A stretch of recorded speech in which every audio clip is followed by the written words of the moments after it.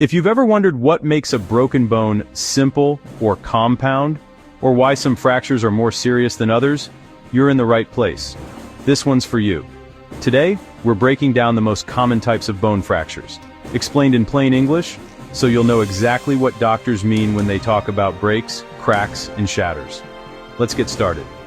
First up, a closed fracture means the bone is broken, but the skin stays intact. This is the most common type of fracture, and while it can be painful, it's generally less risky than some others, because there's no open wound for bacteria to get in. In contrast, an open fracture, also called a compound fracture, means the bone actually pokes through the skin. This is a medical emergency, not just because it looks dramatic, but because there's a high risk of infection and significant bleeding. Immediate treatment is crucial. Next, let's talk about alignment. A displaced fracture happens when the broken bone ends move out of alignment, so the pieces no longer line up as they should. This often requires surgery or a special procedure to realign the bone. On the other hand, a non-displaced fracture means the bone stays in place, even though it's broken.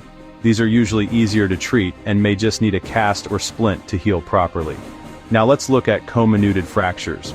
These occur when the bone shatters into 3 or more pieces. Imagine a plate dropped on the floor. These are tricky to fix and often need surgery, sometimes with metal plates or screws to hold everything together. Green stick fractures are most common in kids. Children's bones are softer and more flexible, so instead of snapping in two, the bone bends and cracks, but doesn't break completely, like trying to snap a green twig. Got a tiny crack from overuse? That's a stress fracture, super common in athletes, runners, and dancers. These small cracks develop over time from repetitive force, and while they might seem minor, they can get worse if ignored. If the bone breaks straight across, that's a transverse fracture. These are usually caused by a direct blow or a strong force applied perpendicular to the bone. If the break is at an angle, that's called an oblique fracture. These can happen from a sharp-angled blow or a twisting injury, and sometimes the ends can slide over each other, making healing more complicated.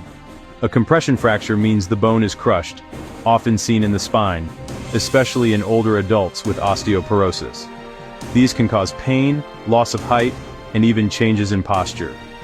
Last up, an avulsion fracture is where a tendon or ligament pulls a chunk of bone away from the main structure. This often happens in sports injuries, especially in the ankle, knee, or hip. No matter the type, if you think you've got a fracture, don't wait. Get it checked